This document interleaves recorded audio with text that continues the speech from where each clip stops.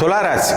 ఈ తులారాశి వారికి జూలై నెల 2024 సంవత్సరానికి గాను ప్రొఫెసర్ డాక్టర్ ముల్లపూడి సత్యనారాయణమూర్తిని నేను మీకు రాశి ఫలాలు, మాస ఫలాలు చెబుతున్నాను. ముందుగా మనకి ఈ యొక్క తులారాశి వారి యొక్క గ్రహస్థితి ఏ విధంగా ఉందండి అంటే, వ్యయములో కేతువు, తర్వాత పంచమములో యొక్క శని, షష్ఠ స్థితిగతుడైనటువంటి రాహువు, సప్తమంలో కుజుడు 1 జూన్ 2024 నుంచి, ఆ తర్వాత మీకు అష్టమ స్థానంలో గురుగ్రహము, భాగ్యములో రవి బుధ శుక్ర గ్రహాలు. ఇది మన యొక్క తులారాశి వారికి. అందువలన ఎప్పుడైతే ఈ తులారాశి వారికి గురుడు అష్టమ స్థితిగతుడయ్యాడో మీకు ఎవరు చెప్పినా మీరు వినరన్నమాట. అప్పులు బ్రహ్మాండంగా ఇస్తారు, మీకు తీసేసుకోండి. తర్వాత ఈ యొక్క ఖర్చుల దగ్గరికి వచ్చేసరికి ఆదాయం కంటే కూడా ఖర్చులు చాలా ఎక్కువగా ఉంటాయి. భార్యాభర్తల మధ్య అన్యోన్యత అనేటటువంటిది పెరుగుతుంది. వ్యాపార భాగస్వాముల మధ్య అన్యోన్యత అనేటటువంటిది పెరుగుతుంది. కాబట్టి వితండవాదాలు చేసుకునేటటువంటి అవసరం ఉండదు. అయితే చాలామంది ఈ యొక్క తులారాశి వాడు భార్యాభర్తల మధ్య గొడవలు జరుగుతూ ఉన్నారు. పెద్ద వారు అనమాట. భార్య కాపురానికి రమ్మంటే రాదు, భర్త ఎక్కడో ఉంటాడు. మరి భార్య తరపు బంధువులు మీకు జీపీఏ రాసి నువ్వు చూసుకోరా నాయన అంటే నువ్వు తీసుకెళ్ళి ఆ ఇల్లునే అమ్మేస్తావు 2,50,00,000 అలాగా.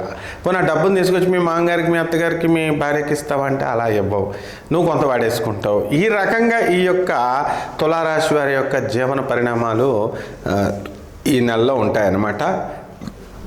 ఈ తులారాశి వారికి మరి రాహువు యొక్క ప్రభావం వల్ల, షష్ఠ స్థితిగతుడు అవడం వల్ల మొండితనంతో మీరు పూర్తి చేసుకెళ్తారు. విదేశాల్లో మీకు రండి అని చెప్పేసి రెడ్ కార్పెట్ వేస్తారు మీకు. విద్యార్థులు కూడా వీళ్ళకి చాలా జాగ్రత్తగా చదవాలి, అయితే మొహోటం లేకుండా ఫెయిల్ అయిపోతారనమాట వీళ్ళు. అయినప్పటికీ కూడా ఫెయిల్ అయిపోయిన వాళ్ళు కూడా చాలామంది మరి ఈ యొక్క సాఫ్ట్వేర్ రంగంలో మీకు స్థిరపడడానికి అవకాశాలు ఉంటాయి. మీరు నమ్మరు, కానీ ఒక 10th క్లాస్ ఫెయిల్ అయిపోయినటువంటి వ్యక్తి యాప్టెక్లో 2 సంవత్సరాల కోర్సు చేసి ఇప్పుడు అతను అమెరికాలో ఉద్యోగం చేస్తున్నాడు. అతనితో పాటే మా స్నేహితుడైనటువంటి ఒక వ్యక్తి ఐఐటిలో చేసి సేమ్ ఉద్యోగం చేస్తున్నాడు సాఫ్ట్వేర్లో. అతను అదే చేస్తున్నాడు, ఇతను అదే చేస్తున్నాడు, జీతం కూడా అలాగే ఉంది. దీన్నే అదృష్టం అంటారు. అటువంటి అదృష్ట యోగం ఈ తులారాశి వారికి ఇప్పుడు పట్టిందనమాట ఈ నెలలో.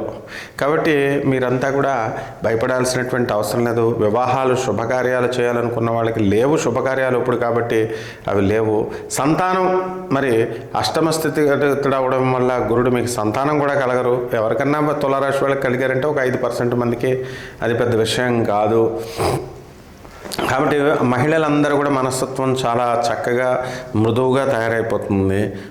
అందరితోనూ కూడా కలగొలుపుగా వెళ్తారు. ఈ తులారాశి పురుషులు అక్రమ సంబంధాలు పెట్టుకోవడానికి అవకాశాలు ఉంటాయి. కాబట్టి వీళ్ళ స్త్రీలతో మాట్లాడొద్దు అసలు. మీరు వెళ్తే కనుక ఈ అష్టమ గురుడు మీ యొక్క సంసారాన్ని నాశనం చేసేస్తాడు. కాబట్టి ఏ విధంగా ఎట్టి పరిస్థితుల్లో కూడా చాలా దూరంగా ఉండండి. స్త్రీలకు దూరంగా ఉండండి, వివాదాలకు దూరంగా ఉండండి. ఈ నెల చాలా డేంజర్ ఈ తులారాశి వాళ్ళకి. మరి అలాగే చాదస్తం బాగా పెరిగిపోతుంది. తుడిచిన గదే 4 సార్లు తుడుస్తారు, చేసిన పనే 10 సార్లు చేస్తూ ఉంటారు. కాస్త ఈ యొక్క కేతు దోషం అనేటటువంటిది అధికంగా ఉంది. కాబట్టి ఈ తులారాశి వారు మీరు కోర్టు వ్యవహారాల్లో మీ పట్ల విజయం సాధించడానికి అవకాశాలు ఉంటాయి. జడ్జిమెంట్ ట్రయల్స్ మీ తరపుకు వచ్చినటువంటి వాళ్ళకి బాగుంటుంది. మరి ఇంకా కేసులు జడ్జిమెంట్స్లో, ట్రయల్స్లో ఉన్నటువంటి వాళ్ళకి అలా వెళ్తూ ఉంటుంది.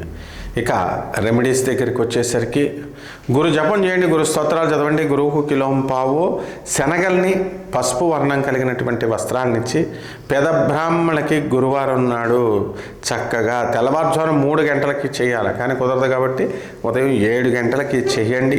అలాగే గానగాపురం దగ్గరగా ఉంది కాబట్టి అక్కడికి వెళ్ళండి. లేదా మంత్రాలయం రాఘవేంద్ర స్వామి వారి దగ్గరికి వెళ్ళండి. దత్తాత్రేయ స్వామి వారిని కానీ, రాఘవేంద్ర స్వామి వారిని కానీ మీరు దర్శించుకోండి. గురు దర్శనం అవసరము. అలాగే గురుచరిత్ర పారాయణ చేయండి. ఇవన్నీ కూడా చేసినట్లయితే ఔదుంబర వృక్షం క్రింద కూర్చొని చదువుకోండి. ఈ విధంగా మీరు చేసినప్పుడు ఈ నెల బ్రహ్మాండంగా ఉంటుంది. శుభమస్తు.